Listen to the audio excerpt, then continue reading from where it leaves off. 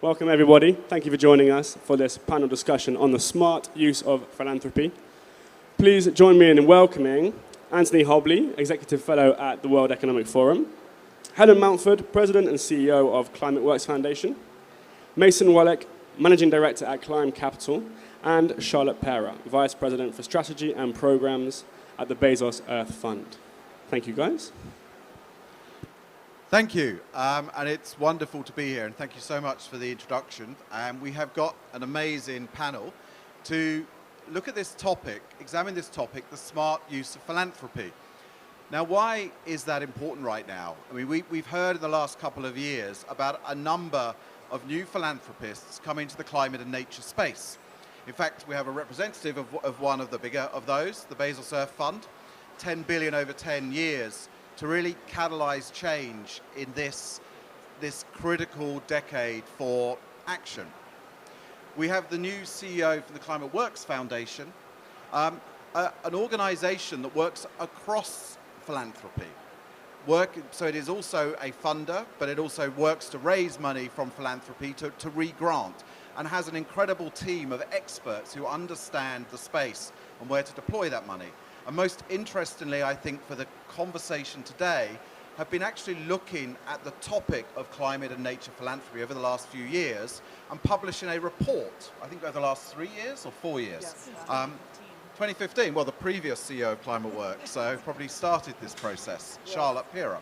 But I think there's some good news in that report, that philanthropy is growing and the absolute amounts going to nature and climate are growing in real terms. But as a percentage of the total amount of global philanthropy, it is staying pretty static at around 2%. And I've been playing a fun game in the last few months where I will ask people who don't know what the amount of total philanthropy going to nature and climate is, and asking them to guess. And I get everything from 50% to, well, it can't be much, it's probably only 10%, isn't it? Or maybe it's 8%. And watching people's jaws literally drop when you tell them it is only 2%. You know, the biggest issue of our generation, an existential issue to our global civilization, yet the total amount of philanthropy is only 2%. So imagine if we could grow that. But if we could grow that, what would we do with that? Would that really make a difference? And one of the reasons I've come to this is I've been obsessed for the last 18 months with the outputs of some work that I've been involved in, which is industrial decarbonisation and the Mission Possible partnership, where we have produced these high ambition, industry-backed net zero roadmaps and sector transition strategies for the harder to abate mobility and materials sectors, so aviation, shipping, trucking, steel, cement and concrete, chemicals, etc. And it's great because now we can put on an infographic what it means to decarbonise these sectors in 2030, in 2035, in 2040, the reality of net zero. But those figures are not for the faint-hearted. By 2030, if we're to be on track in the steel sector, we have to have 100 commercial green steel plants operating. In shipping, we have to have 6 green corridors and 200 zero-emission ships. In trucking, we have to have 1.5 million zero-emissions trucks on the road. We have to have 40 green aluminium plants. And I think most people who have done any work in transactions, in financing, in infrastructure, will know that the way we do things will not get us there, that we need something new, a new way of doing things, a new way of accelerating and catalyzing that change. And in a sense, you know, one of the things that I have been wondering a lot about is, could philanthropy be that missing P? We need public and private collaboration, but perhaps we also need philanthropy to catalyze the scale of public-private collaboration we need. Now, we have Mason Wallace here, who I've asked to say in 3 minutes, is that possible? What you are doing, which is quite amazing. So Mason works for a company called Climate Capital, which is behind an initiative called CSEF, which is taking 3 types of capital. It is taking the traditional private sector capital, the multilateral government development finance from entities like the Asian Development Bank, but then catalyzing that with small amounts of very mobile, high-risk philanthropic capital, and unlocking a significant amount of projects. I mean, I would love to hear a little bit more about that. And also, I think, you know, the $60 million question, maybe the $100 billion question, is this scalable? Yeah. Mason. Sure. Thanks, Anthony, and really appreciate the opportunity to join you this afternoon, as well as those joining virtually. First is philanthropy is the missing P. And I believe this is the case across almost all emerging markets that we see today, whether that's from Latin America to Asia and Africa. And so why is philanthropy needed, but how can we make the best use out of this very, very special catalytic capital? Because it's in a finite short supply. And I'd just like to step you through quickly on a journey that we've had that started in 2018, where we worked hand in hand with the global leading philanthropic supporters of climate change, which ClimateWorks and Bezos knows very well, to help design and structure a facility called the Southeast Asia Clean Energy Facility. We've been in operation now for 2 years. For every philanthropic dollar that we've invested, we've multiplied that 20 times in terms of follow-on private sector investment. So what does that mean in terms of climate change, and how does that compare? To share with you is that public sector institutions have done a great job but operate differently, and usually for $1 of investment, they turn that into $2 of private sector follow-on funding. For other interventions, which are really leading and doing a great job in the climate space, they will generally come to around a $5 private sector mobilization rate. So they'll create private sector investments 5 times what they invest. Or maybe at the top rung, and this would be like the private infrastructure development group, is 10 or 12x. These institutions have been in business for around 20 years, so we're really happy and thrilled to say that we've been able to mobilize in 2 years $20 of follow-on funding for our dollar of investment. But that's not what is needed for climate change. A 20x multiple on philanthropic capital is not enough. And that's not where we're looking to end. That's just in 2 years. When we look at how we're taking the very earliest stage part of risk for renewable energy projects, proving out does the wind blow, or for scalable businesses in emerging markets, can you create an energy efficiency platform? What we're doing is taking the highest risk portion where others are not willing or able to invest. And what we're seeing is the appetite is really there. And that requires a fine eye in terms of looking at it as a private sector investor and making sure that we're doing right for philanthropy so that we're actually being additional or being catalytic with the dollars that we have available. And so this is our mission and what we've been able to achieve so far. Right now, if our investments are successful, they will create over $4 billion of private sector investment opportunities before 2030. So we want to talk about how do we replicate. Our investments so far are translating to 1,000x, if they're all successful. Now, there are fatalities along the way because we're taking a very, very high risk, but we're already showing that P, that philanthropic capital, used correctly, used up front to take the highest risk and only the highest risk, can make a huge difference. So if we're talking about how do we replicate, we could probably come into that in Q&A so I don't speak for too long, but you need team members on the ground in all the markets in which climate change action is required. So for emerging markets, Latin America, Africa, South Asia, Asia, the Pacific, and to mobilize those teams with the capital to go in and make a difference. So that's where I'd like to suggest that we're showing that we're on track. We're hitting investment exits to the private sector, and we're seeing major, major endorsement for what we've been able to achieve in a short period of time. Mason, thank you. If I turn to you, Charlotte, I mean, this is quite exciting as one area for philanthropy, and of course, you know, you represent a fund, and which is 10 billion, a big amount over 10 years. your partner in crime, if I could call him that, Andrew Steer, spoke yesterday, and it was widely reported, though, that philanthropy cannot replace and should not be seen to replace the commitments made by governments, public finance. So how would you sort of square the circle between the two, the role of philanthropy to be catalytic in this way, but without being seen by governments as an easy get-out-of-jail-free card in terms of their own financial commitments? Yeah, happy to respond to that. Maybe I'll just say a few words about the Bezos Earth Fund first, since we're new and not well known. We are a philanthropic organization created by Jeff Bezos that, as Anthony said, will spend $10 billion this decade to address climate change and protect and restore nature.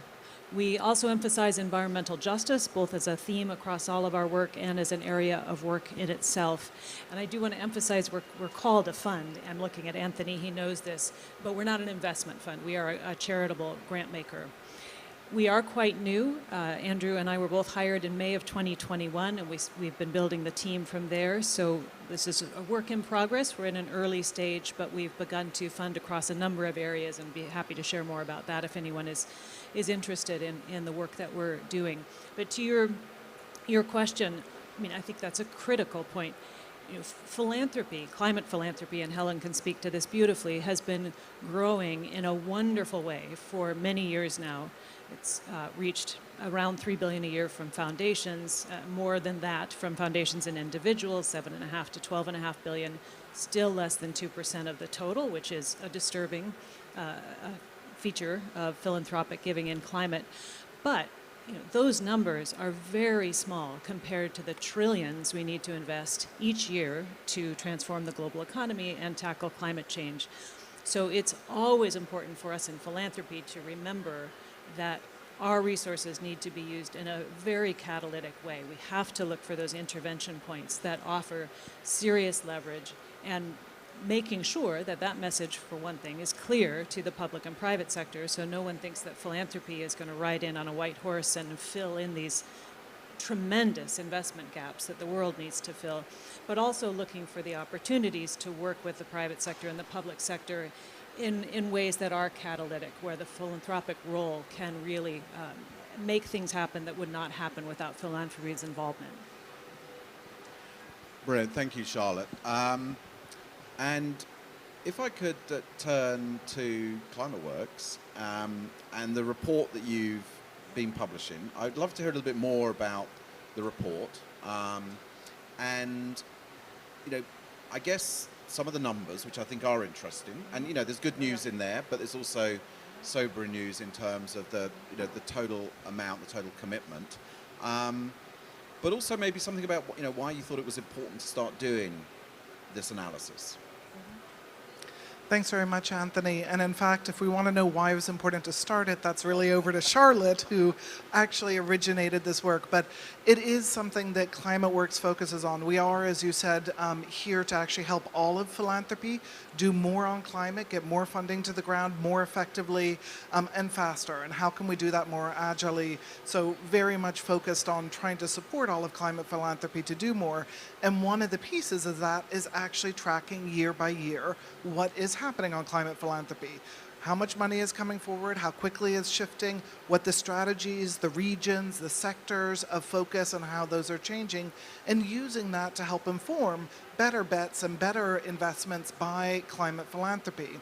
So we did just release, just over a week ago, we released a new funding landscape report for 2022 for climate philanthropy. And as you said, one of the things it showed is that actually climate philanthropy has been increasing rapidly year on year compared to average philanthropy. So philanthropy overall grew by 8% in the last year. Climate philanthropy grew by 25%. And if you look at foundations, it went up by 40%. So it is actually, we're seeing a real step up. Is it enough? No, because that's where you get the 2% number. It's still under 2% of all philanthropy, but it is rapidly scaling. And what we're trying to see is how can we do more of that? One point which very much relates to what Mason said is very interesting in that report is if you actually look at where the country and region targeted work, targeted investments go in climate philanthropy, if you look at the countries and regions, I'm going to do another question if I can. How much do you think would go to just US and Europe of all the countries? Any answers? You know this one. She's not allowed to speak. Any thoughts? China and US and Europe. US and Europe. So US and Europe. Out of all climate philanthropy targeted to countries or regions. I would imagine they probably target the majority to the North America and possibly Europe. So very little outside. Being in emerging markets, I would say half. That would be shocking, wouldn't it? But it's actually worse. It's 2/3 of global climate philanthropy goes to just the US and Europe, and 1/3 to all the rest of the world.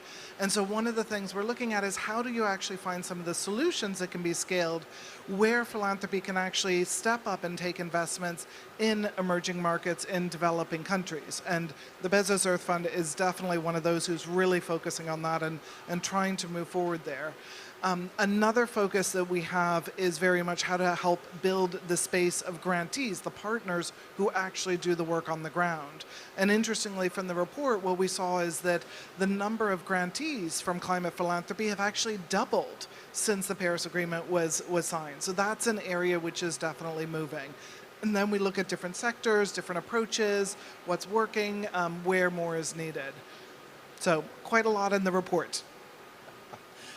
And the topic of this session is the smart use of philanthropy. And I mean, Helen, until recently, you were on the side of the fence that many of us are on, which we're looking for funding. And ever since I left the private sector to go into this area, Carbon Tracker and now the various initiatives at the forum, I often feel that I've spent far more of my time on the fundraising, sometimes as much as 50%, if not more, than actually working on the issues that I wanted to work on. You know, do you think there's a real recognition within the philanthropic community of that and trying to make things simpler, trying to make it an easier process for those working in the space? I mean, less time on reporting, impact measurement, that type of thing. Absolutely. I mean, that's something, as I came on board in ClimateWorks, I did a listening tour speaking to the major foundations investing in climate. And what I hear from all of them is a realization that they do need to get money, they want to get money to the ground quicker. They want to make it an easier process for the partners they're working with.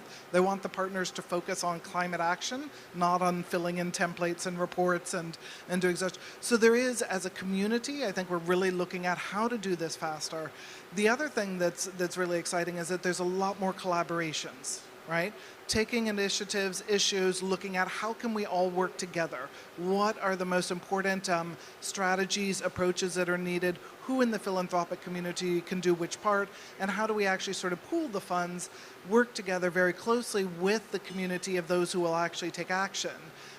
And one example, for example, is the Methane Hub, which is really dedicated to working together, partners on the ground, philanthropy, to really identify the opportunities to actually move forward and take action. We've also got a Drive Electric campaign doing the same thing, working with over 100 partners in 60 different countries, really to sort of combine, pool, move forward on action. Mason, I'm going to come back to you in a minute on the catalytic impact. And drill into that a little bit more, and then we'll go to questions to the audience. But before that, I want to also maybe just address one of the other concerns around philanthropy. I suspect, although they may not, you know, I'm assuming a lot here, but I assume probably most of us would be more comfortable in a world where everyone paid a fair amount of tax and governments were well funded and resourced and actually did this, and we didn't have to rely quite so much on philanthropy. Sadly, that's not quite the world we live in, and we do. But there are concerns around the sort of the democratic element around philanthropy, and certain very powerful rich people being able to choose what they fund, as opposed to having a very clear battle plan, if you like, to use probably a bad analogy, but for what actually has to get funded if we're to solve the climate and nature crisis. Now, I know the Bezos Earth Fund is working very closely with WRI, on the systems change laboratory and identifying some of those 40 key areas. I think actually ClimateWorks is working also on a lot of work, and perhaps maybe both of you could talk a little about that mapping and then correlating that with the philanthropy that does exist to ensure the things that absolutely, have to get funded if we're not to have a complete nature and climate crisis are being funded, as opposed to things just being funded that catch the fancy of a small number of very wealthy individuals. Shall I start? So yes, and ClimateWorks is a key partner in the Systems Change Lab. And maybe just 2 sentences on that. There's a launch of the Systems Change Lab tomorrow, so keep an eye out for that. But it's already online, so if you Google it, you can see the Systems Change Lab. It uses 70 indicators to track progress towards science-based targets for 2030 and 2050. Got some very cool graphics, and hopefully you'll enjoy it. I think I'll go back, in fact, in time a little bit, and this will in part address what you said about why we started at ClimateWorks tracking some of these numbers. There is some really good work, of course, out there. Systems Change Lab is one of those, but lots of places that you can go to essentially see a version of a game plan for what we have to do to solve climate change and protect and restore nature. And one of the things we identified 10 years ago or so at ClimateWorks was that as climate philanthropy was growing, if we wanted to address that game plan and punch above our weight, one of the things we really needed was to know what everybody was doing and to have forums for exchanging information and strategizing together. And that's why we started tracking numbers, who was funding what, bringing funders together to learn from each other, exchange information, strategize, and it's come to fruition and will be even more impressive under Helen's leadership. But Helen was describing how many collaborations there are and how much of a collaborative spirit there is in the climate philanthropy community. So I think one of the things I would say in response to your question is we have a community of funders that is in a good position to continue to respond to those roadmaps, understand what needs to be done, but the scaling is really a challenge, and that's where I think some of the partnerships that we need to grow with the public and private sector really come in. Do you want to add anything, Helen?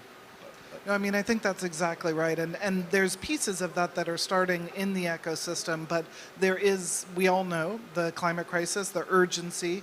We need to actually do that sort of radical collaboration much more between philanthropy, with the public sector, with the private sector.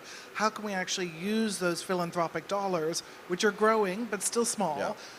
How can we use those in a truly catalytic way to actually attract in the finance that's needed to get the action, the policies, as Mason highlighted that example. We've got some examples that we've worked on with our community of funders and partners, but there's much more that we need to do, and we need to do it at a great scale and quickly. Yeah, I mean, it's that catalytic and leverage point, and I think that's where we're coming at it at the World Economic Forum from, and we had a breakfast with some of the world's really leading sort of influential figures in Davos in May. Christine Lagarde, Kristalina Georgieva, Mark Carney, Secretary Kerry, Franz Timmermans, and we brought together 10 CEOs, 10 ministers, and I think there were 14 foundations represented in the room. And I think it was this piece that is missing in many cases, that this collaboration, this partnership between public, private and philanthropic to really achieve that leverage. And in a sense, you talked about this, the missing P, public and private. And I guess I've got two, before we go to the audience, I'm sure have questions, maybe two questions to finish on.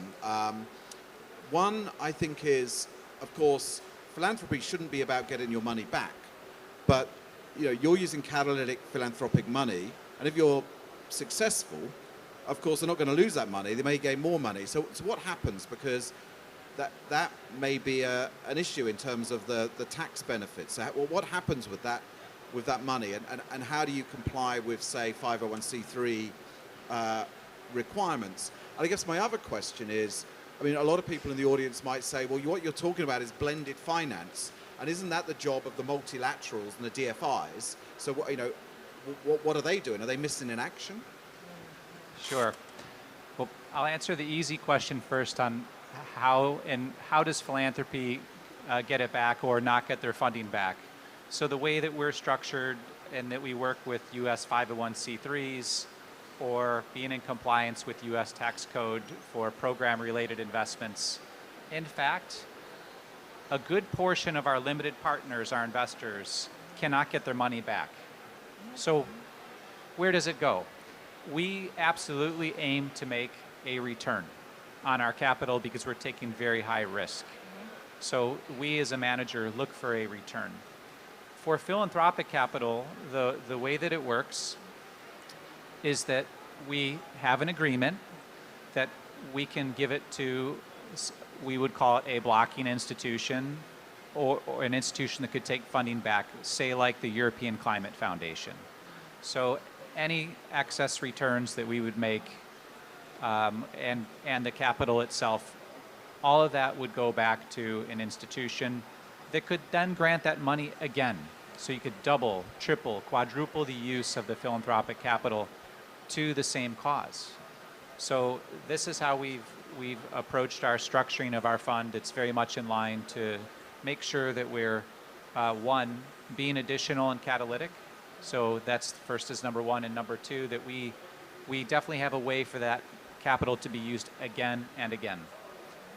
Secondly, Anthony, you mentioned, so where are the development finance institutions in this mix? And my prior company was funded by development finance institutions. They can write very big checks. I would argue right now that climate change and the issues we face are changing so quickly. The technologies, the ways that we can solve the issues are moving faster than how institutions that have history can adapt their own strategies to. So I'm not ruling DFIs out. In fact, we believe we need to partner with DFIs for that extra capital, and that's what we're doing. The way that we're doing that is we're leading them into how we're investing. And they're taking a look with a great response right now in terms of finding ways that they can come closer to how philanthropic investing is happening and to assist and actually multiply the impact that we get with catalytic capital.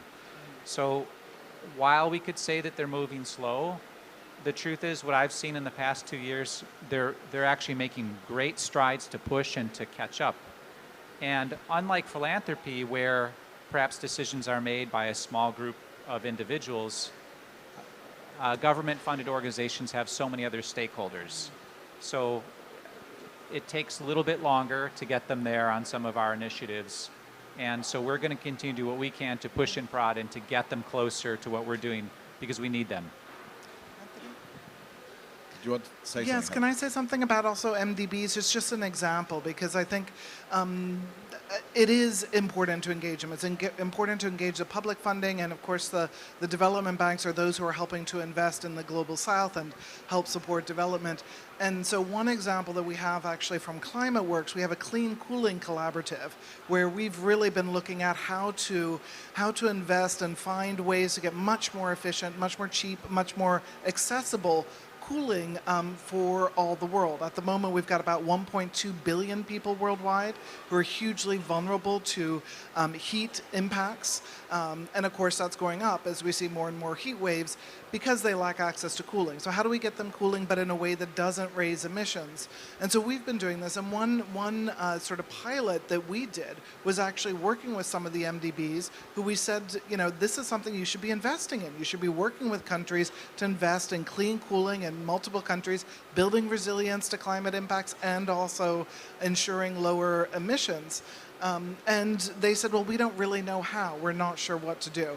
And so we actually invested from ClimateWorks $10 million, not a lot, $10 million, asked them to do some pilots, tried those out, a number of those were successful, and then since then they've invested something like $600 million. So it was a 60-fold increase just through the MDBs, but they didn't have the space, the capacity to actually test it out themselves, or the knowledge necessarily and the expertise. Once they saw it work, they built that expertise internally and could take it to a much larger scale. So there are opportunities there, again, where philanthropy can play a role, being innovative, helping to show different approaches, piloting approaches, which then can be taken up much more broadly. That's great. I mean, both of these are great examples of that sort of catalytic effect, leveraging, maybe going pathfinding, I think, in many ways, what you just described, or going where governments can't go or are not ready to go yet. But clearly, philanthropy, I think what's the total estimate? I probably quoted from the old report. So in terms of total philanthropy, $750 billion, is that right? Or is it grown? Yes, about $750 billion, and the climate philanthropy is about 7.5 to 12.5 billion of that. Okay, so that puts it into context. I've certainly got lots more questions, but I'm sure you have as well. So I'm going to throw it open to the audience. Just going to check this works. If you could your name and organisation would be very helpful. I'm Harriet Lamb from Ashton. We were very proud to be part of the Clean Cooling collaboration and also part of Power Up, a coalition trying to get more climate finance into access to energy. Okay, so my question's really simple. What can we all do to get more money to flow into climate? Because I'm struggling to think when the public have caught up with this agenda and absolutely it's rising so fast up people's consciousness and where they want to see focus. How can we help philanthropy get there? And secondly, what can we do to help shift that imbalance so that more money is flowing into the global south where the needs are clearly greater? That's a great question, because that's something we're thinking a lot about at the forum right now. So thank you for asking that question. Who wants to give that a go? Well, one thought in response to your question. This doesn't respond to the whole question, but to this real concern about not having enough philanthropy going to the global south. There's been some shifts over time, but it's still insufficient. One of the things that a number of folks are working on is trying to urge more local philanthropy to be about climate change mitigation and adaptation in those countries, not billing it necessarily as climate change, but as development, right? There are many things you can do that are about climate mitigation and resilience and adaptation that will result in economic development. So that's one of the vectors, but it's insufficient. And I'll just add 2 points to this. I mean, absolutely agree with Charlotte. We have seen some shifts. We need to do more engaging local philanthropy, but we also work, for example, there's regional climate foundations working in Europe, but also in Asia, a number of ones, in China, in Africa, in Latin America. And one of the things we're doing is working with them to help build the strategies, the programs, which can actually attract finance, can see, the philanthropists can actually see the benefits, the opportunities there, and so invest further. I would like to say, of course, we still need philanthropic investments in the US and the EU. Today we've got the midterm elections in the US. We've still got a lot to be done. But what we need to do is scale up and ensure more is flowing more quickly to the global south. So a lot to be done there. I think one of the things, Anthony, we've been talking a little bit about is how can we also bring in other funders, other philanthropy that isn't currently stepping up on climate. How do we actually attract them into the sphere too? I mean, and maybe just to build on that, if it's not too sort of a blatant plug, we helped launch with Temasek Trust, and we've entered into a partnership with Temasek Trust as the World Economic Forum to launch, if I get this right, we're under the Philanthropic Asian Alliance, and we did that in Singapore a few weeks ago, to work with, and there are some other existing, like I think there's the Asia Philanthropy Circle and some other organizations looking at growing philanthropy in that region. One of the things we want to do is capacity build around climate and nature, because that is the biggest growth area for philanthropy Asia, as the ClimateWorks report sets out, China and Asia. But a lot of that is going into traditional areas. So we want to obviously build capacity and understanding about why philanthropy in Asia and local philanthropy should step in. Because most climate and nature, even though most of it goes in North America and Europe, still most of the philanthropy that does flow in Asia comes from North America and Europe, not local philanthropy. So, and a lot of governments there would prefer that to shift. So I think that's an important area. I think the other thing I would say, though, is this can't be a zero-sum game. If we get into a situation where we're saying, well, we have to take it away from health or from education, that's not a good place. That's not where we want to be. So it has to be about growing overall philanthropy and growing the climate and nature piece. And maybe I just say that one of the other things we've been thinking about, and, we've been talking about this with Helen and Charlotte and others, is starting to raise understanding around those other areas that in health, climate's important. In education, climate's important. In equality, stable climate's important. To get many of the philanthropic foundations and those giving in these other areas to understand they cannot ignore, if they care about poverty, if they care about equality, if they care about health, they cannot ignore climate. Are there any, there's a question here. Hi, I'm Christian. I'm working with Kairos, which is a company that uses satellites to provide environmental data. And I'm also with the Rainforest Foundation US, which works in forest protection in the Amazon. My question to the panel is, climate action is very broad. I'd love to know if there are certain areas that you feel particularly excited about, maybe because philanthropy gets a bigger bang for buck. And the follow-up question would be, are there KPIs that we can think about in terms of, I don't know, tons of CO2 equivalent or number of hectares protected and of what quality or livelihoods? Are there ways in which we can, measure the impact of philanthropy? So, who would like to say this? I think the first question, are there any areas you're particularly excited about in terms of catalytic impact and good old KPIs in terms of, bang for your buck? The first question is a hard one because there's a lot, actually. I mean, there's areas where we're actually seeing the transition start to pick up and start to move exponentially, like electric vehicles. So we're actually getting closer to the kinds of tipping points of action that means these roll out just around the world. But we're not there yet. So there's an excitement about areas like that because with some really strategically used philanthropic funds, we can actually get there on, electric buses, on cars, on 2- and 3-wheelers, and on freight trucks. Freight trucks are slightly behind, but moving forward. So how do we actually do that? And again, our Drive Electric campaign that we've been doing is really helping to push that exponential growth. So there's some that are doing very well like that. There's others that are far behind, but also really important. In food and agriculture, for example, only less than 10% of climate philanthropy goes to anything around food and agriculture. But we know it's a major source of global emissions. There's a lot that needs to be done. It's going to be hard. So that's an area that we're actually working with a broader group, philanthropy, but also partners who are working on food and agriculture on the ground. How can we actually ensure that we've got some strategies that can play out? And then there's new areas, whether it's green hydrogen or others that we're starting to explore and look at how can philanthropy actually come into this area where we haven't done much before. Transition minerals is another. What role could philanthropy play to help unlock some of the barriers and opportunities that we need to move forward with? So I'm not going to say one area, so different categories of area, but a lot that can be done.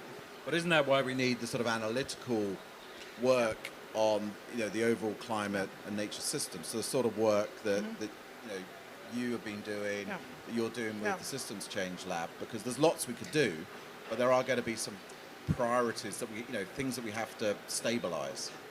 Absolutely, and I mean within each of these sectors, and the State of Climate Action report that was released last week, it's part of the Systems Change Lab work, really identifies a sort of 40 major transitions we need, where we are on each of them, and that actually really helps target where can we make the interventions that will be most impactful and powerful. And we're not going to do all of those, prioritize some of them, but which ones can really have that tipping point and do a combination of blended capital that's much more, philanthropic, public and private together. How can we do that well? And would either of you like to go, because this, I think, the KPI question is a difficult one. I mean, I was the CEO of the Carbon Tracker for 5 years. And there was a number of people in the end, funders who didn't fund us because we couldn't really articulate tons of carbon that our work would save.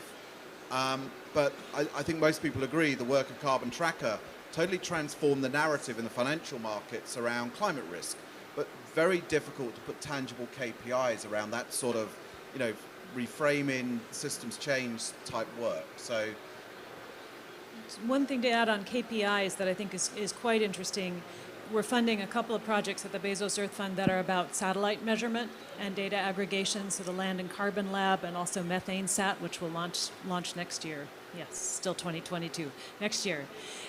And I think those are exciting projects because in so much of the work, especially on the nature side, but also with methane and fugitive sources, you can set your KPIs, but it's really hard to actually tell how you're doing. And some of these new sources of data, if they can be well aggregated and analyzed and shared out, will help us track the progress, or lack of progress, but hopefully progress.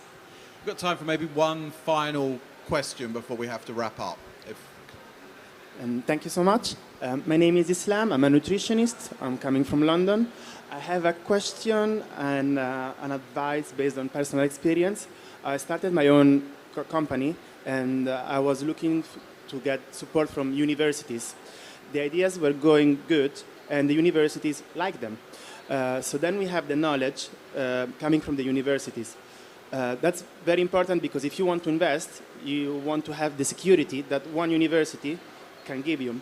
I did a bit more and I put together more universities for each individual table in order that eventually it can be easier for investors to get involved. The idea is that you were asking, how can we get the South getting more of those ideas?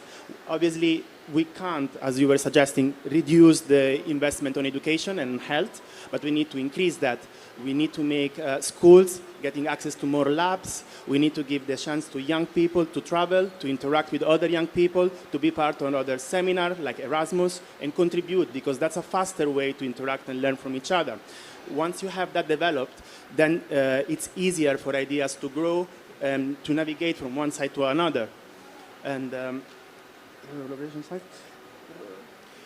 is there a question to the panel?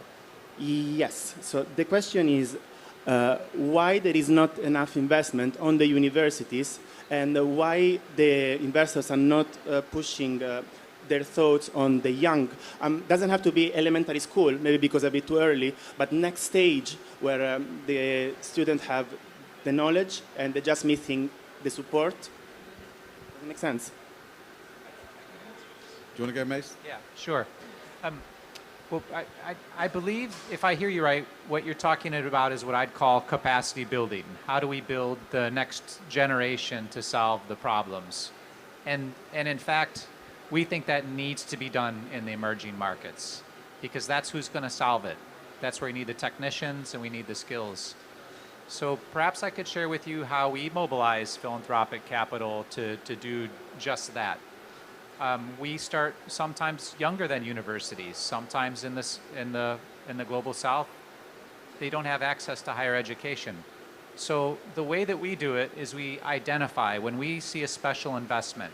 Say, for example, if we're working through energy efficiency, and we know a country doesn't have technicians that can do the measurement and verification, who know how to make the cooling systems work.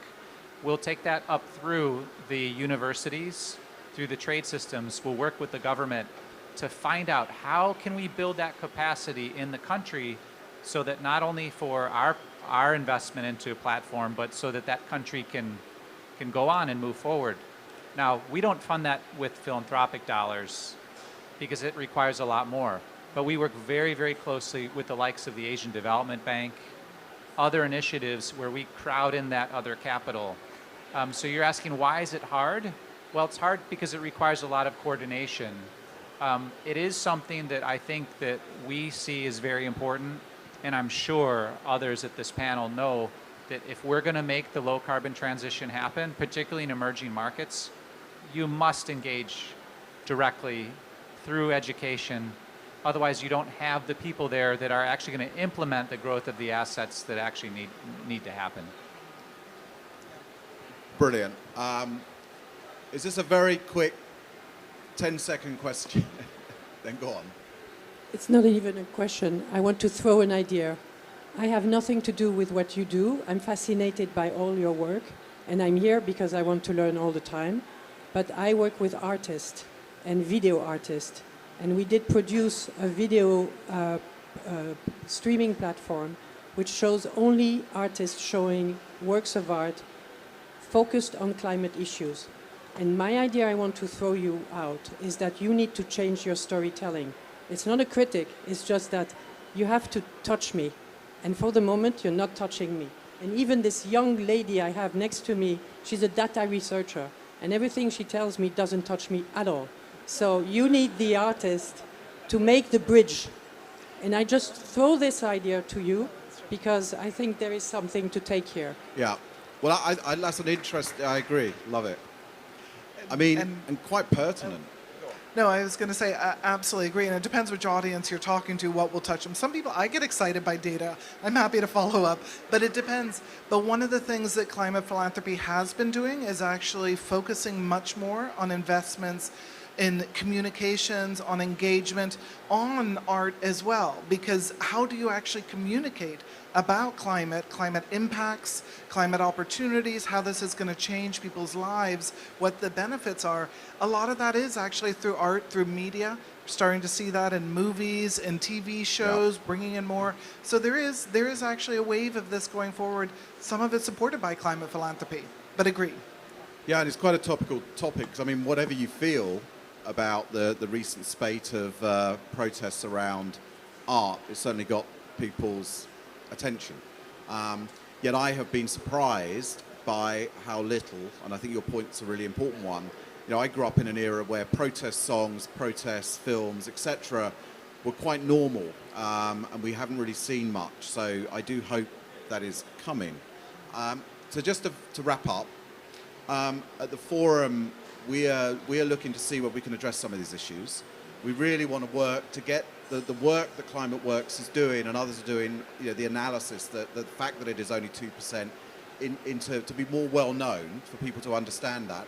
Look at how we can challenge not just philanthropy, because many of them are already doing their bit, but of course we need more, but all of us, in a sense, all of the wealthy, and most of us here probably do fall into that category of wealthy in the general sense, to step up, to challenge the world to put more of its giving in all its forms into this crisis, and look at how that could be catalytic and where are those key intervention points that have to be resourced. Using examples such as the one we've got here to showcase what is possible, and hopefully others, maybe if anyone has other examples, to come forward with those.